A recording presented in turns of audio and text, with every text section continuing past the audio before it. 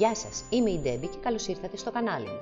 Σήμερα θα φτιάξουμε ένα αυγό μπαρόκ με ένα διαφορετικό εφέ πέτρας, καλούπια και πυλό.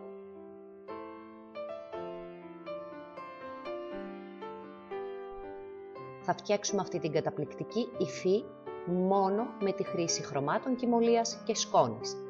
Θα χρειαστούμε το μπυλό Do and Dry, ένα αυγό, τα προϊόντα θα τα βρείτε κάτω από το βίντεο στην περιγραφή και διάφορα καλούπια. Εδώ θα χρησιμοποιήσω 3 διαφορετικά καλούπια. Εσείς μπορείτε να χρησιμοποιήσετε ό,τι έχετε. Για αρχή θα φτιάξω το μπροστινό τμήμα του αυγού. Ο συνδυασμός των καλουπιών είναι καθαρά θέμα γούστου, οπότε είστε ελεύθεροι να κάνετε ό,τι και όπως σας αρέσει.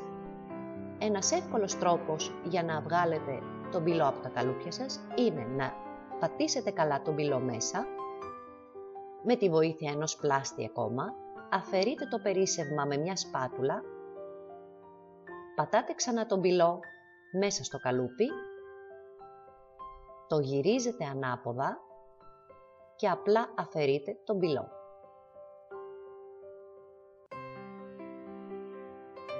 Θα χρησιμοποιήσω αυτά τα κομμάτια, θα αφαιρέσω και λίγα ακόμα, για να διακοσμήσω το αυγό μου.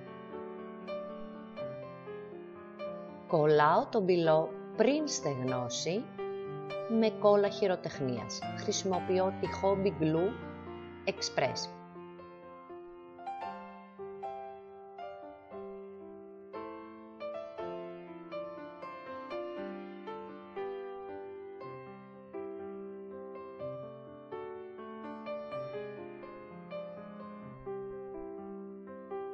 Για τη βάση θα χρησιμοποιήσω αυτό το κομμάτι του καλουπιού με τον ίδιο τρόπο. Γεμίζω το καλούπι μου με πυλό, το πατάω καλά, με ένα μπλάστι το πιέζω ακόμα περισσότερο και με μια σπάτουλα αφαιρώ το περίσσευμα. Ξαναπατάω τον πυλό,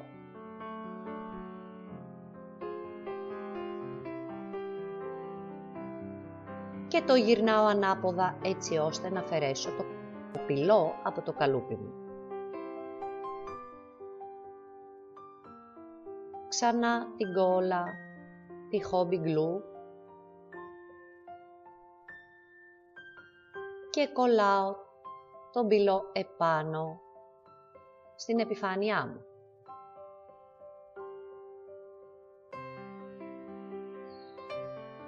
Αφαιρώ το περίσσευμα, δεν μου χρειάζεται. Και όλο αυτό θα το κάνω περιμετρικά γύρω-γύρω στις 4 άκρες της βάσης.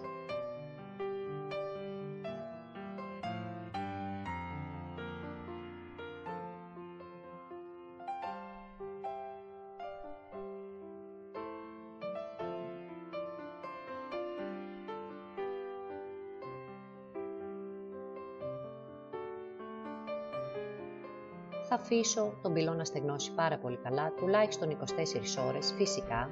Θα προσθέσω και μια τρέσα για να κάνω ακόμα πιο πλούσια τη βάση μου. Με τον ίδιο τρόπο, εδώ είναι λίγο πιο εύκολο.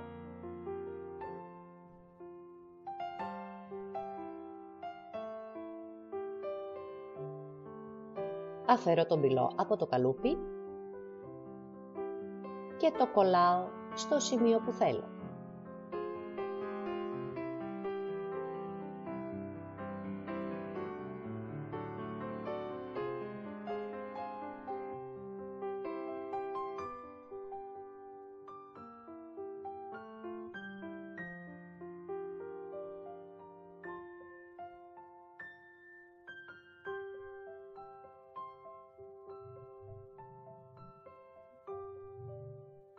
Και πάμε να διακοσμήσουμε και το αυγό. Χρησιμοποιώ το συγκεκριμένο καλούπι με τον ίδιο τρόπο. Ο πυλός είναι πάρα πολύ μαλακός και δουλεύεται πολύ εύκολα. Αφαιρώ το περίσσευμα με τη σπάτουλα, ξαναπατάω, το γυρνάω ανάποδα και αφαιρώ το μπιλό από το καλούπι. Επειδή τα σχέδια είναι πολύ λεπτά, χρειάζομαι τη βοήθεια της σπάτουλας ή ακόμα και της οδοντογλυφίδας.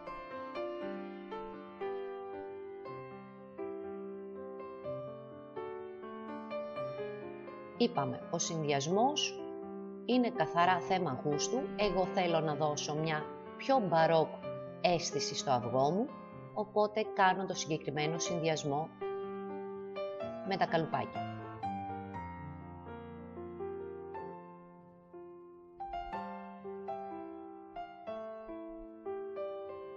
Το μισό σχέδιο αυτή τη φορά, για να γεμίσω ένα κομμάτι που μου έχει μείνει κενό. Εδώ.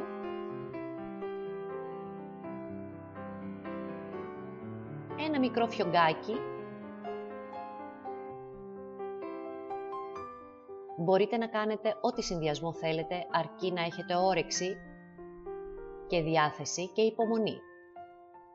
Θα χρησιμοποιήσω το μισό καλούπι.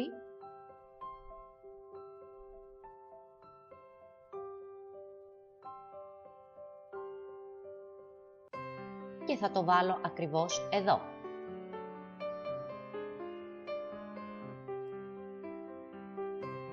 Αφαίρω το περίσσευμα της κόλλας με πινέλο. Στο πάνω μέρος έχω βγάλει άλλο φιόγκο, πάλι από τα καλούπια που βλέπετε. Και εδώ το δεύτερο μισό του σχεδίου, το οποίο θα μπει από την πάνω μεριά. Είπαμε, αρκεί να έχετε υπομονή και διάθεση.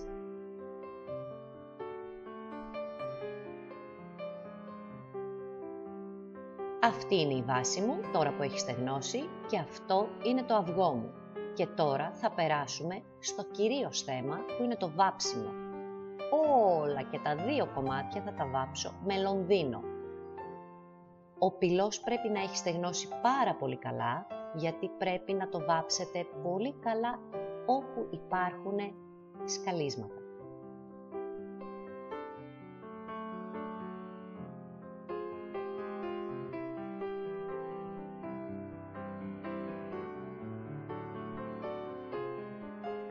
Πάμε λοιπόν να κάνουμε το εφέ πέτρας. Γι' αυτό θα χρειαστούμε τη σκόνη, την Aging Effect, ένα σκληρό πινέλο, το όσλο και το λονδίνο.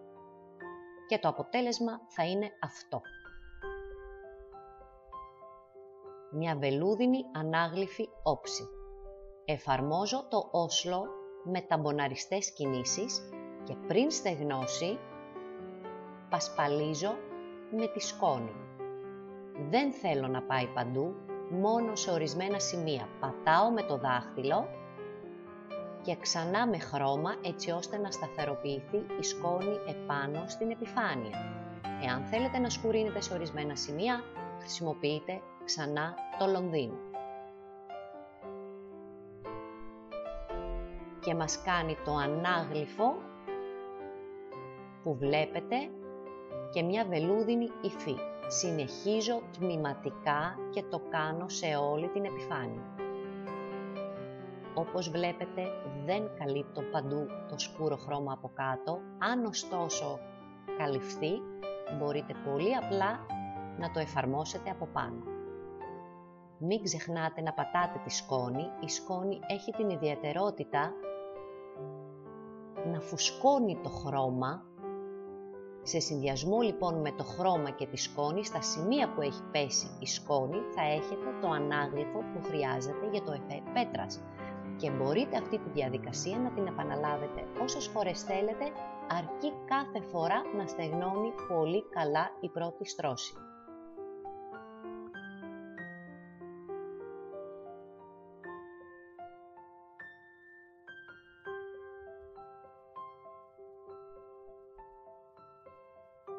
Πάμε και στο αυγό. Ξανά όσλο, σκόνη, την πατάω πολύ καλά με το δάχτυλο, ξανά χρώμα από πάνω για να σταθεροποιηθεί και να μπορεί να μας δώσει το ανάγλυφο που θέλουμε και σιγά σιγά θα καλύψω όλο το αυγό. Εάν μου φαίνεται πολύ ανοιχτόχρωμο, προσθέτω και το Λονδίνο, το πιο σκούρο μου χρώμα. Εάν σε κάποια σημεία επίσης θέλετε να έχετε πιο έντονο το ανάγλυφο χωρίς να βάλετε δεύτερη στρώση, απλά εφαρμόζετε πιο παχιά στρώση κυμολίας. Το μόνο που πρέπει να προσέξετε είναι η σκόνη να μην πηγαίνει παντού. Και στα σημεία που θα έχετε τη σκόνη θα έχετε το επιθυμητό ανάγλυφο αποτέλεσμα που έχει την υφή πέτρας. Προσθέτω και λίγο σκούρο, το μαλακώνω με το όσλο και ιδού το αποτέλεσμα. Αποφάσισα να κάνω και κρακελέ ενός συστατικού σε ορισμένα σημεία. Εφαρμόζω λοιπόν το κρακελέ.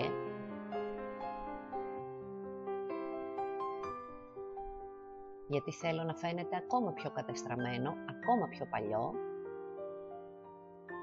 Θα το αφήσω να στεγνώσει και θα περάσω το δεύτερο χρώμα. Δεν περνάω πάνω από 2 φορές στο ίδιο σημείο όπου έχω κάνει κρακελέ.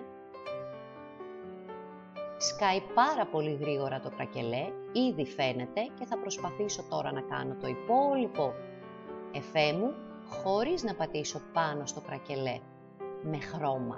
Δεν με πειράζει η σκόνη, αυτό που δεν θέλω είναι να καλύψω με χρώμα το κρακελέ μου.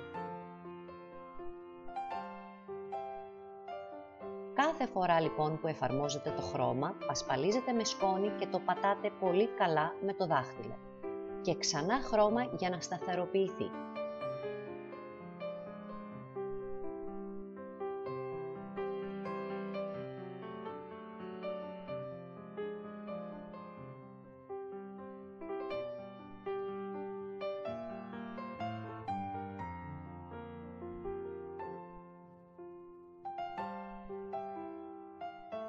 Και ιδού το αποτέλεσμα. Ανάγλυφο με βελούδινη υφή. Λίγο σκούρο και τώρα με ένα καθαρό πινελάκι αφαίρω τη σκόνη όπου έχει κάτσει μέσα στα σκαλίσματα, γιατί στα υπόλοιπα σημεία που έχει δουλευτεί, όπως βλέπετε εδώ, κάνει το ανάγλυφο χωρίς να φεύγει.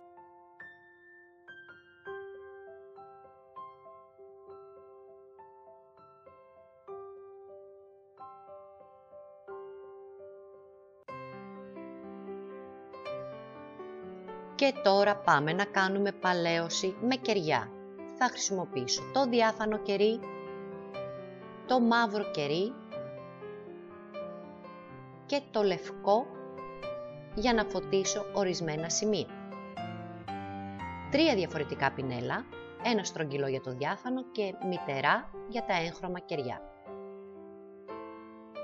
Εφαρμόζω πρώτα το διάφανο κερί σε όλη την επιφάνεια. Βλέπετε πώς ζωντανεύει το χρώμα και ήδη φαίνεται το τελικό αποτέλεσμα.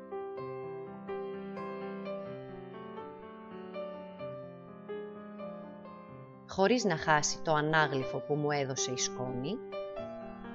Και παίρνω το μαύρο κερί, επιμένοντας τα σκαλίσματα μέσα, εφαρμόζω στην επιφάνεια και αφαιρώ με ένα πανάκι.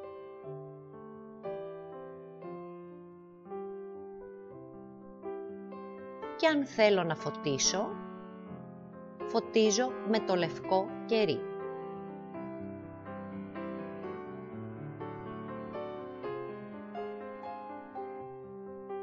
Το ίδιο ακριβώς κάνω και στο υπόλοιπο αυγό. Διάφανο κερί, μαύρο κερί, επιμένοντας τα σκαλίσματα που έχω δημιουργήσει με τον πυλό. Απλώνω με το πανί, αφαιρώ με το διάφανο και βλέπετε δεν έχω χάσει τίποτα από τα ανάγλυφά μου και φαίνεται σαν μια κατεστραμμένη επιφάνεια.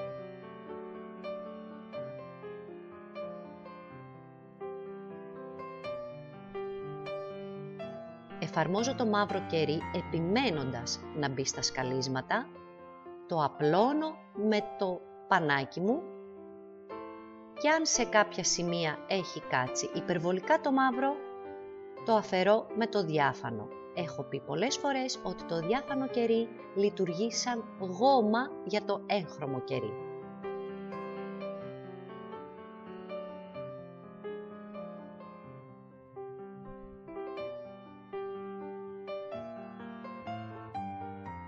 Και ορίστε το αυγό μας το παλαιωμένο και το μόνο που έχει μείνει είναι να κολλήσω τη βάση με το αυγό και θα χρησιμοποιήσω το Heavy Body Gel.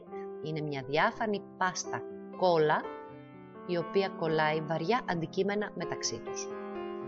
Θα το αφήσω να στεγνώσει και το αυγό μας είναι έτοιμο με ένα καταπληκτικό εφέ πέτρας ή μπετό ανάλογα τι χρώματα θα χρησιμοποιήσετε, με ανάγλυφες λεπτομέρειες που μας έχει δώσει η σκόνη και με παλαίωση με κεριά. Ευχαριστώ πολύ που με παρακολουθήσατε και θα τα πούμε την επόμενη φορά. Γεια σας!